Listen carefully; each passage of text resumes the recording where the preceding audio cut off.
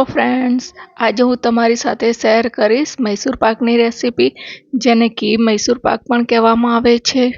અને હલવાઈ લોકો આ મૈસૂર પાકને ખૂબ અલગ રીતે જ બનાવતા હોઈએ છીએ. અને હલવાઈને જાળી પાડવાની પણ રીત અલગ હોય છે. તો હું તમારી સાથે એકદમ સિમ્પલ, ઇઝી અને જલ્દીથી બની જાય એવો મૈસૂર પાક બનાવવાની રેસીપી લઈને આવી છું. તો ફ્રેન્ડ્સ, એકદમ પરફેક્ટ બનશે અને 3 કલરના શેડવાળો બનશે. તો ચાલો શરૂ કરીએ આપણે મૈસૂર પાક બનાવવાની રીત.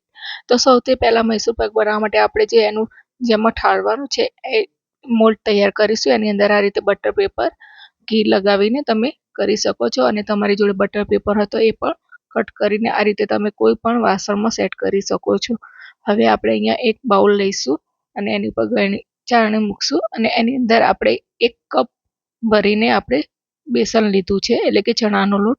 અને આને વજનમાં કહું તો 150 ગ્રામ જેટલું વજન છે. તો એને સારી રીતે ચાળી લઈશું કે જેથી અંદરનો ગાંઠા ના રહે. હવે આપણે 1 કપ ઘી લીધું છે. તો સૌથી પહેલાં આપણે અહીંયા ઘી ગરમ કરીને લેવાનું છે. અને એને આપણે અડધો કપ જેટલું ઘી આપણે લોટની અંદર એડ કરીને લોટને આ રીતે આપણે સ્લરી બનાવી લઈશું. તો હજુ અહીંયા થોડું ઘીની જરૂર પડી છે, તો આપણે બીજું થોડું ઘી એડ કરીશું. અને આ રીતે લોટ અને ઘીને આપણે સારી રીતે મિક્સ કરી લેવાનું છે. તો અહીંયા હજુ થોડા ઘીની જરૂર પડશે, તો આપણે બીજું થોડું ઘી લઈશું. અને આ પ્રમાણે લિક્વિડ કન્સિસ્ટન્સીનું બેટર તૈયાર કરવાનું છે. હવે ફ્રેન્ડ્સ, આપણે એક કડાઈમાં જેટલું આપણે લોટ લીધો છે એટલું જ વજનને આપણે 1 કપ ભરીને ખાંડ લઈશું. અને એની અંદર અડધો કપ પાણી લઈશું. આ પરફેક્ટ મેજરમેન્ટ સાથે તમે બનાવશો તો ફ્રેન્ડ્સ, તમારી જાળી પણ સરસ બનશે અને મૈસૂર પાક પણ સરસ બનશે. હવે આપણે ખાંડને ઓગાળીશું અને એની અંદર ટેસ્ટ માટે તમે કેવડા વોટર કે ઇલાયચી પાવડર કંઈ અથવા તો કેસર પણ લઈ શકો છો. તો હવે અહીંયા આપણે ખાંડને ઓગાળીને 1 તારની ચાસણી કરવાની છે. અહીંયા પરફેક્ટ એક તારની ચાસણી જ બનાવવાની છે, તો જ આપણો મૈસૂર પાક સરસ જામશે. તો આ રીતે હવે આપણે ધીરે ધીરે 1 તારની ચાસણી થવા આવી છે. તો અહીંયા આપણે હળવો 1 તાર બને એવી ચાસણી કરવાની છે. તો તમે જોઈ શકો છો કે 1 તાર આપણો બને છે. તો હવે આપણે ગેસની ફ્લેમ સ્લો કરી દઈશું. તો જો તમે જોઈ શકો છો કે 1 તાર સરસ થાય છે. તો હવે એની અંદર જે આપણે ચણાના લોટનું લિક્વિડ તૈયાર કર્યું છે એ એની અંદર આપણે એડ કરવાનું છે. તો અહીંયા ગેસની ફ્લેમ સ્લો ટુ મીડિયમ રાખવાની છે અને બધું જ મિશ્રણ આપણે ચાસણીની અંદર એડ કરી દઈશું. તો આ મિશ્રણને આપણે જ્યારે એડ કરીએ ને ત્યારે એને એક જ ડાયરેક્શનમાં આપણે હલાવવાનું છે. તો આ રીતે આપણે એક જ ડાયરેક્શનમાં ચલાવીશું ને તો આપણી જાળી સરસ પડશે. હવે અહીંયા આપણે બાકીનું ઘી સાઈડમાં રાખ્યું હતું એને આપણે ગરમ જ કરશું. અને આ રીતે એક થોડું થોડું આપણે એડ કરતા જઈશું અને એક જ ડાયરેક્શનમાં ચલાવતા જઈશું. જ્યારે હલવાઈઓ આ મૈસૂર પાક બનાવે ને ત્યારે એ લોકો સાઈડમાં ગરમ ઘી કરે છે અને આ રીતે ગરમ ઘી રેડતા જાય છે. તો અહીંયા આપણે ઘરનું બનાવીએ છીએ, તો ઘરમાં તમે ગરમ ઘી કરીને પણ સાઈડમાં રાખી શકો છો અને આ રીતે એડ કરતા જઈશું. તો ફ્રેન્ડ્સ, તમે જોઈ શકો છો કે આપણો લોટ ફૂલવા આવ્યો છે. તો હજુ અહીંયા થોડું થોડું ઘી કરતાં કરતાં આપણે અડધા કપ જેટલું ઘી આપણે આની અંદર એડ કર્યું છે.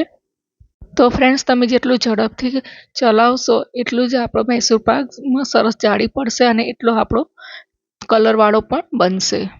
અને બાકીનું ઘી પણ મેં આની અંદર એડ કરી દીધું છે. હવે અહીંયા આપણે 2 મિનિટ માટે ગેસની ફ્લેમ થોડી હાઈ કરીશું કે જેથી આપણું બેસન એકદમ ફૂલી જાય. તો તમે જોઈ શકો છો કે 3 થી 4 મિનિટની અંદર આપણો મૈસૂર પાક ફૂલવા લાગ્યો છે. તો અહીંયા તમારે લાસ્ટમાં 1 મિનિટ તમારે સ્પીડથી સરખી રીતે ચલાવવાનું છે. તો તમે જોઈ શકો છો કે આપણો મૈસૂર પાક હવે ટાળવાની કન્સિસ્ટન્સીમાં આવી ગયો છે. તો 1 પણ મિનિટનો ટાઈમનો વેસ્ટ કર્યા વગર આપણે આને મોલ્ડની અંદર આ રીતે ઢાળી દઈશું, એટલે કે પાથરી લઈશું. હવે આને આપણે હલાવવાનું નથી અને એની ઉપર આ રીતે ગરમ કપડું કે કોઈ રૂમાલ ઢાંકીને મૂકીશું કે જેથી એની અંદર સરસ કલર આવી જાય. તો લગભગ 15 થી 20 મિનિટ માટે કે અડધા કલાક માટે તમે આ રીતે એને ઠંડો કરવા મૂકી દેવાનો છે. તો હવે 15 થી 20 મિનિટ થઈ ગઈ છે. તો અહીં આપણો મૈસૂર પાક સેટ થઈ ગયો છે. તો આ મૈસૂર પાકને તમે ગરમ હોય ત્યારે જ અનમોલ્ડ કરી લેવાનું છે, નહીંતર બહુ કઠણ થઈ જશે. તો અને પીસ પણ નહીં બને. તો હવે એની ઉપર આપણે જે બટર પેપર લગાવ્યું છે એ નીકાળી લઈશું. તો તમે જોઈ શકો છો કે સરસ આપણો મૈસૂર પાક જાળી પડી ગઈ છે. તો ફ્રેન્ડ્સ, મેં અહીંયા મૈસૂર પાકને ફર્સ્ટ ટાઈમ બનાવ્યું છે, એટલે થોડી નાની મોટી ભૂલ થઈ હોય પણ તમે જરૂરથી ટ્રાય કરજો. જો આપણે કટ કરીએ છીએ ને તો પણ તમને દેખાય છે કે અંદર અલગ શેડ પડ્યો છે. તો આ રીતે આપણે એને કટ કરી લઈશું. તો તમે અહીંયા પીસ તમારી ચોઈસ પ્રમાણે નાના કે મોટા કરી શકો છો. તો ફ્રેન્ડ્સ, આ દિવાળીમાં તમે જરૂરથી ટ્રાય કરજો અને તમે પરફેક્ટ માપ સાથે લેશો તો ચોક્કસથી સરસ બનશે. અને બહારથી મીઠાઈ લાવ્યા કરતાં ઘરે તમે જરૂરથી ટ્રાય કરજો. એકદમ ઇઝી છે, જલ્દીથી બની જાય છે.